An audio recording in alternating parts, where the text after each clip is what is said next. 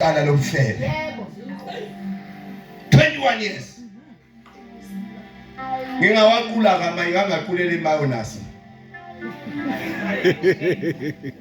ngingazi ukuthi kanti umkami ukhulele useyangithuma ke sibuye enkonzweni masifika ke sifika ufuna ukwenza salad ayifika bheke efrijini imayonnaise ayikho bese baba ke ngicela ugijima uyosithengela imayonnaise yimi lo ngiyithathela imoto yami mina ngihambe ngiyothenga imayonnaise fike sipha ngihlangane nomnyango bingelele ngiyime esiqoqa ngithi mangisithela kule yakhona ngihlangane nomnyango bingelele ngiyime esiqoqa ngisithele ngiyimele esiqoqa lungena ucingo hawu babakhe ukuyathenga imayonnaise nje sengaze ngiphela ama-hour ngizwe ukuthi ivoice ishintshile ngathi uyakhala umuntu wakhona la ngifike ekhaya uyakhala amehla bomvu kubo mina ngihlaleke ngingahlile mina ngilindele nawe uyothenga imayonnaise lapha nje siba uhamba ngemoto uhambisa komuntu uhamba ngeenyawo mina kade ngilinde imayonnaise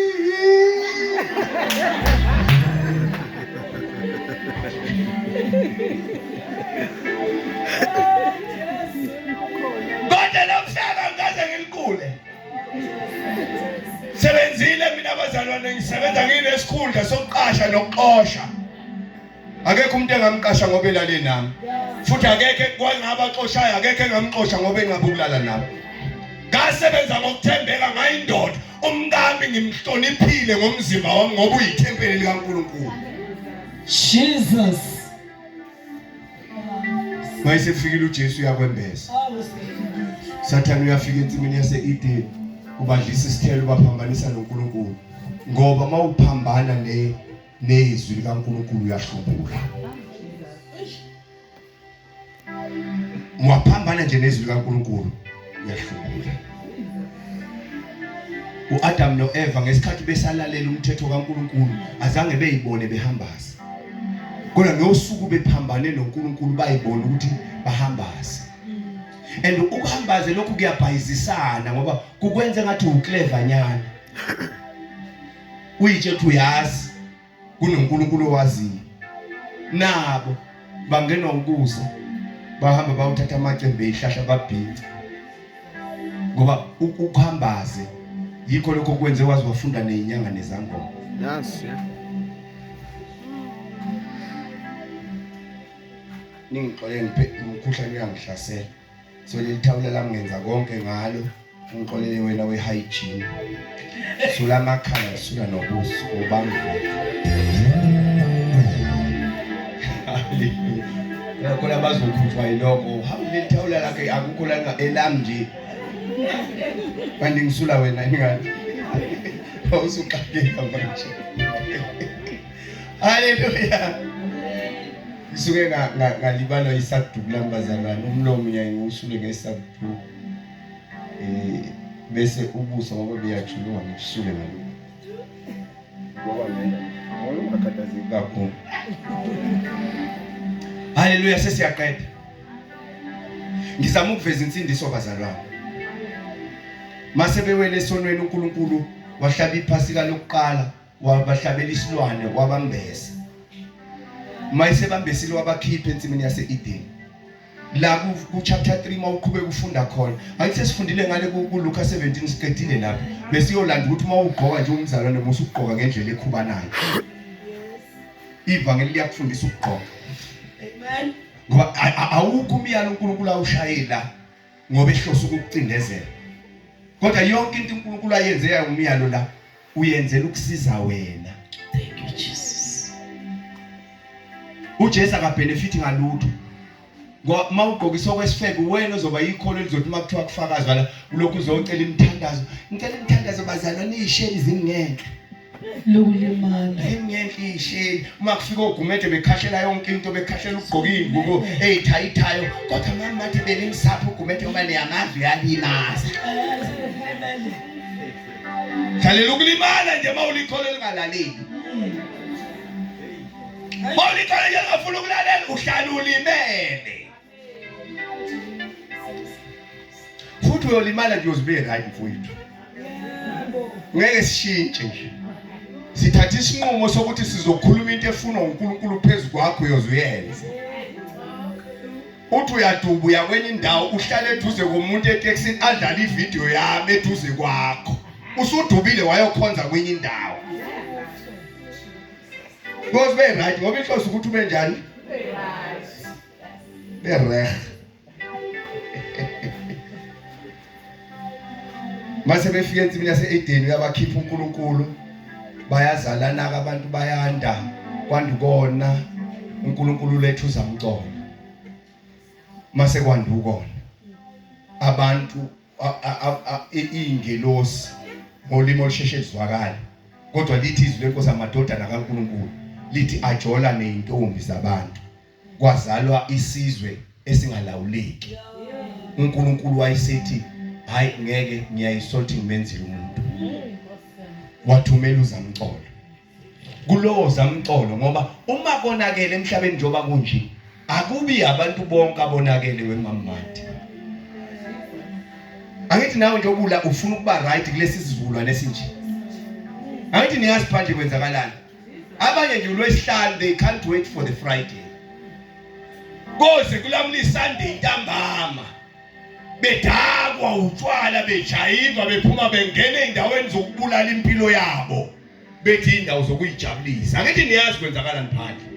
Kodwa thina sikhethile ukuthi kuyo le generation njengoNoah kwi-generation yokuqala futhi uNkulunkulu ngendlela ahlakaniphe ngayo mamati ngilifundisise kahle lelizwi namhlanje leli likaNoah nokufika kaZamcolo ngisazi uchapter 1 lapha kuGenesis. uNkulunkulu wenza uNoah namadodana akhe aganwa kodwa wangabathola abantwana. Phela izwi lenkosi lisho nje kwasinda kwasinda 8 labantu babe badala begane ngoba uNkulunkulu wabona ukuthi icebo lakhe ngeke lifezeke mayingabanika abantwana ngoba abantwana bazojoyina lelizwe elikhohlakele bese kubanzima ukusindisa uNoah nomkakhe yedwa ngoba base begugile. Abafana bakhe abathathu baganwa bathola abafazi ababayidoli ingane kwaze kwafika uzamcolo. Njoba silapha nje siqhamuka kuNoah siyigeneration yesibili ukusuka kuAdam. uNkulunkulu uhlakaniphile ayikho into engavimba icebo lakhe. Kwathi kungadlula uzamcolo bazala uNoah namadodana akhe kwasakazeka uNoah phila iminyaka engaphezulu kwa900. Abantu ngaleyo umnyaka babephila o900 bazala izingane beze babe no900 years bezala. Ngoba inhloso kaNkulunkulu kwakugcwalisa umhlaba. Kwadlula kwavela uAbraham wazalelwa emndenini wabantu abangamfuni uNkulunkulu.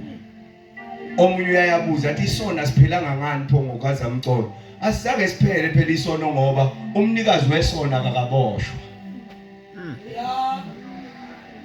Omnyabuza athi itabana ayiphelanga ngani mhla kubhujiswa iGomora neSodom ngeke iphele phela itabana ngoba umuntu ofundisa abantu ukutabana usekhona.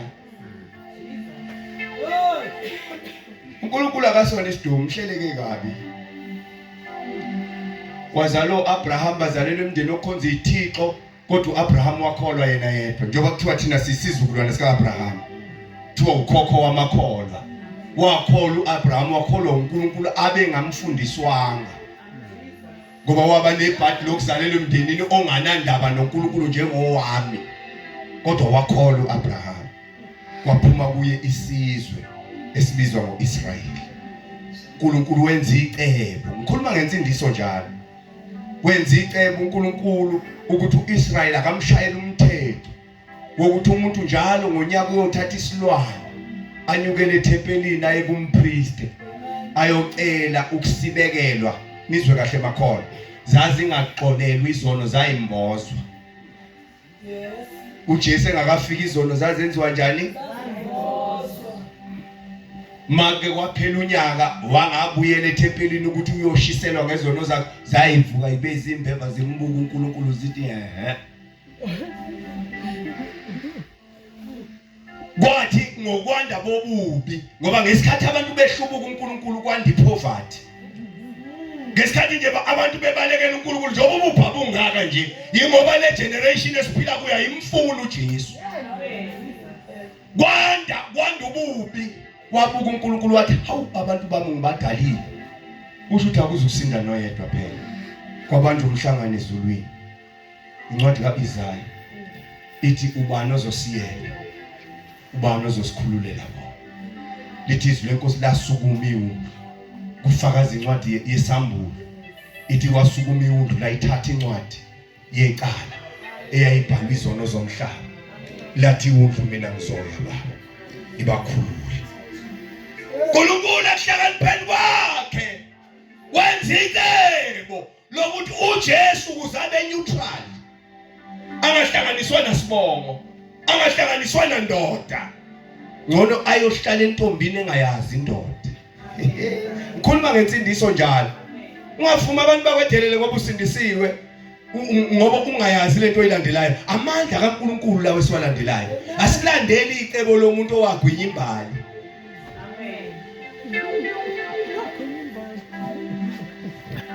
Elomnye kuthiwa wagwinya imbali wazala uNkulunkulu lokhonzwayo.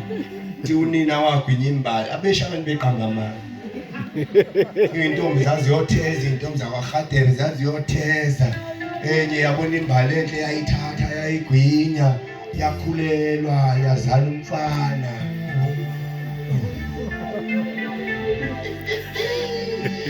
Ikanekwayo abantu abayihlalela kusukela ekuseni babumkwela kusukela ekuseni kuze kuyoshaya o3-4 behlele elangeni. Ohlala nje inganekwayo sibuya khona othakathaya kuye khona enganekweni nazoqhubeka nokuthakatha kwakhe ongamfuna umamezala. Unebhadi nje mawuhlangene noJesu kukhona abantu ongabafuni. Hayi usenkingeni. Unebhadi nje mawahlangana noJesu akwangashintsha lutho. Unebhadi mfowethu, unebhadi. Ngikhombisa icebo likaNkulunkulu ngenzela lensindiso oyibambile ungabe usayicabanga uyibukele phansi, ungabe usayingabaza ngoba akuyona into yakho umuntu. Jesu uNkulunkulu wahlakanipha wathi ukuze uJesu engabi nasibongo, kungabi bikho isizwe sizothi waso, akavela uzalwa intombi. uNkulunkulu ongehlulwa lutho. Lalela ukhonza umnini mandla bonke. Kwaze kwathi angihlabelele ngithi ngcwele ngcwele ngcwele ngcwele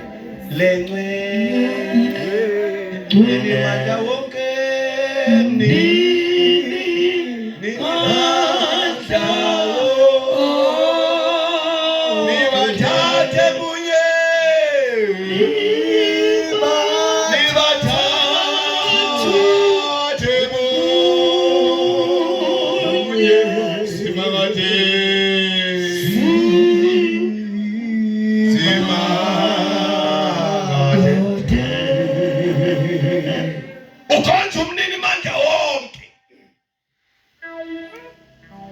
uNkulunkulu wayikhethela esizweni sakaJuda. Futhi uJesu lesimkhonzayo ayivelanga nje intombazane yagwinya imbali, kungaprofethwanga ukuthi kuyoba khona intombazane yakwaHadebe egwinya imbali.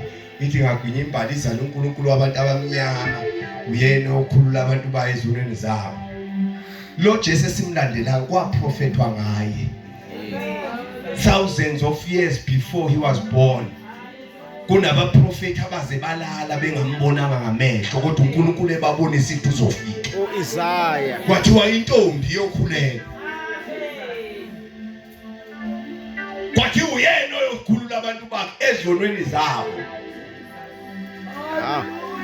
uNkulunkulu wathumela ingelosi yakhe, wayithumela entombini iphethe izwi lakhe. Ngoba linamandla izwi kaNkulunkulu uma lihlangane nenhliziyo ekholwayo. Afike entombini yathi wena ophi umusa. Inkosi nawe ubusisiwe esifazaneni. Wathuka uMaria. Tukubingelela kuni lokho. Ngathi bheka uzokhulelwa. Uzala indodana uyiqamba igama ngokuthi uJesu ngoba uyena okhulula abantu bakhe ezonweni zabo. Lithi izwi lenkosi wathi uMaria akwenzeke kimi njengokusho kwezwi lakho. Ngesikhathi esho njalo kwavuleka isibeletho. kwakena uJesu. Madoda, thina sikhonza uNkulunkulu ongazalwanga ngentando yenyama nantando yendoda. Kunjalo. Uma isezalo kade ngibuka enye documentary lapha ku YouTube. Ifakazela ukuthi ngesikhathi uJesu ezalo kwakunombuso owawukhona eChina. Owawuqopha zonke izinto uyibhala phansi. Kuthiwa ngaleyo date leyo uJesu azalwa ngayo. Nange date uJesu afa ngayo. Ngesikhathi ezalo uJesu kwaba khona inkanyezi. Ama-astronomers ase-China hayi labhalwe eBhayibhelini abaseChina ayibona leyo nkanyezi. Kwasho ukuthi ngenxa ye-distance awakwazi ukuyilandela ayibone ukuthi yaphi. Kodwa uNkulunkulu ngoba ehlelekile wenza kwakhona izazi ama-astronomers azokwazi ukuyilandela inkanyezi aze afika la uJesu azalelwe khona. Kwawubufakazi abakhulu ebefundiswa emlandweni ukuthi kusazokwenzeka into enje. Hawu Jesu. Mayifika ngempela mfica uJesu ezelwe. Kuthiwa ngosuku afa ngalo uJesu. Lezo ncwadi ezisanda ukutholakala ama-archives asanda ukutholakala seChina mchunu ngoba nina niyafunda. Ayafakaza ukuthi on the date uJesu afa ngalo. Ngesikhathi lithi izwi lenkosi kwaba mnyama emhlabeni. Kuthiwa kwaba mnyama inkosi eyayisesihlalweni saseChina. Yafakaza yathi kukhona indodana kaNkulunkulu efayo ngenxa yezono zabantu. Kuthiwa kubhalwe phansi kuleyo mqulu le eneminyaka engaphezulu ka-2000 yabhala.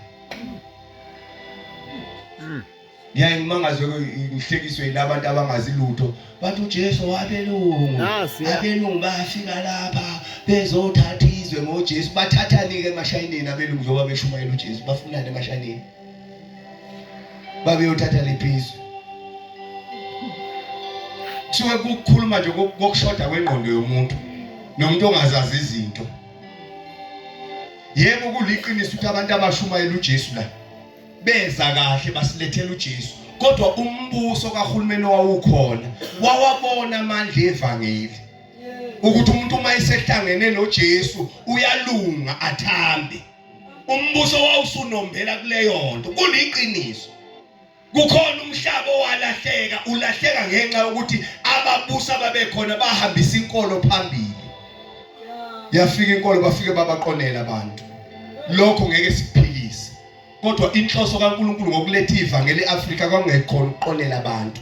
Kodwa kwakuwukuthi ama-Africans akhululwe ngoba ama-Africans acontribute ekuphileni kaJesu. Ngoba ngesikhathi uJesu evukelwa uFaro eyingane encane.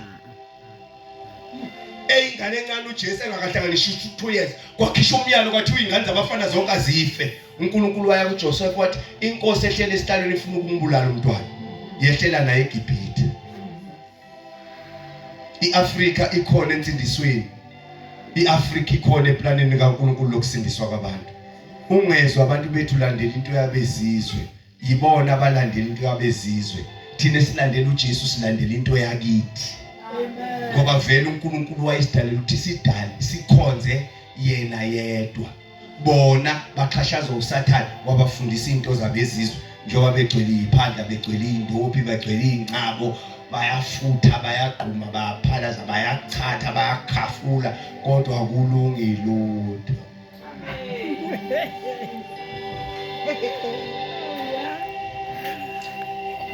Abanakuthula.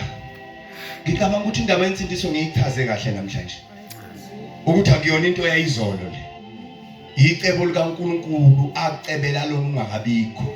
Musuku ingabaza zakhe.